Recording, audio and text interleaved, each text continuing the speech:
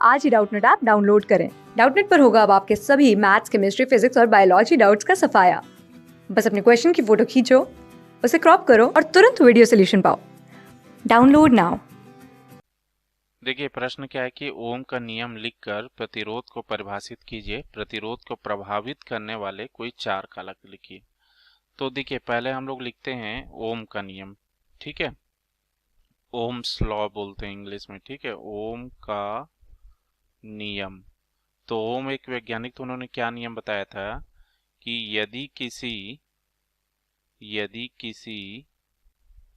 चालक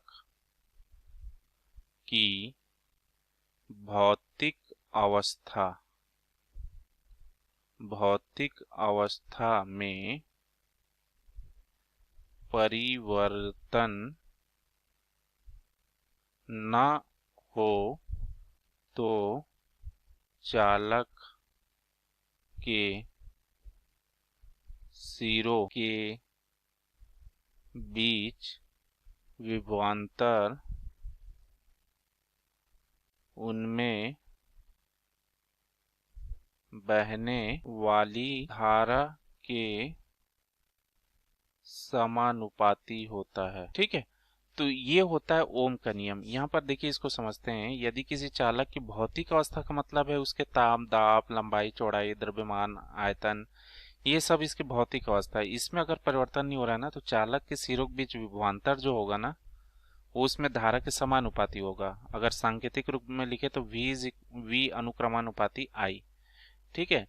अब ये अनुक्रमानुपाती चिन्ह को हटाएंगे ना, तो एक नियतांक लगाते हैं R इंटू I। तो ये R को ही हम लोग क्या बोलते हैं, R को हम लोग बोलते हैं प्रतिरोध, ठीक है। R को हम लोग बोलते हैं प्रतिरोध। तो किसी चालक के लिए प्रतिरोध जो होता है एक नियत मान होता है, ठीक है। V यहाँ पर क्या है, V जो है विभवांतर है, ठीक है। और I जो है यहाँ पर धारा के लिए प्रयोग किया हूं। तो देखिए R इज इक्वल टू हम लोग क्या लिख सकते हैं, R is equal to V बटा I। तो यहीं से हम लोग प्रतिरोध को परिभाषित कर सकते हैं। तो कैसे परिभाषित करेंगे, देखिए प्रतिरोध क्या लिख सकते हैं, देखिए किसी चालक के सिरों के बीच विभवांतर और उनमें बहने वाली धारा के अनुपात को प्रतिरोध कहते हैं,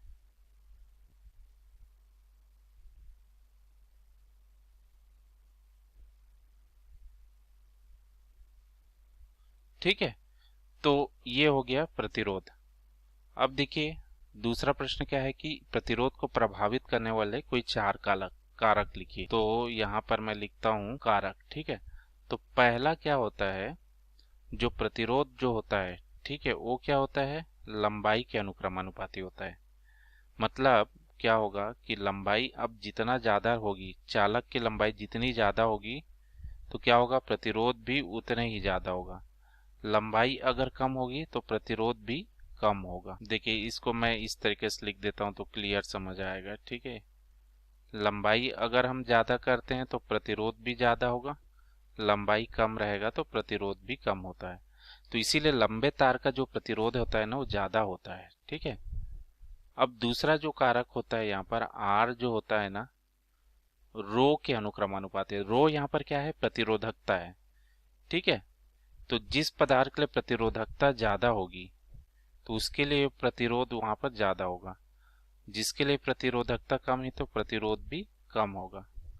तीसरा अगर हम लोग देखें यहाँ पर, तो R जो होता है ना, चालक के अनुप्रस्थ काट के क्षेत्रफल के व्युत्क्रमानुपाती होता है। इसका मतलब क्या है कि अगर अनुप्रस्थ काट का क्षेत्रफल ज्यादा है तो R हमारा कम मिलेगा, और अनुप्रस्थ काट का क्षेत्रफल कम है तो R जो है प्रतिरोध वो ज्यादा मिलेगा। अनुप्रस्थ काट का क्षेत्रफल से मतलब हो गया जैसे चालक तार की जो लंबाई, मतलब मोटाई यहाँ पर, ठीक है, मोटाई ज्यादा है तो उसका प्रतिरोध कम होगा, मोटाई कम होगा तो प्रतिरोध ज्यादा होगा।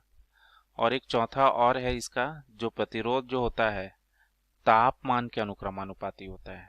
टी यहाँ तापमान के लिए, तो जिसका तापमान ज्यादा होगा ना तो उसके लिए प्रतिरोध भी उसका ज्यादा होता है, तापमान कम होगा तो प्रतिरोध भी कम होता है। तो ये देखिए, ये चार फैक्टर हैं, चार कारक हैं जिस पर प्रतिरोध निर्भर करता है। क्लास 6 से 12 से लेके नीट, IIT, जेई मेंस और एडवांस के लेवल तक 10 मिलियन से ज्यादा स्टूडेंट्स का भरोसा।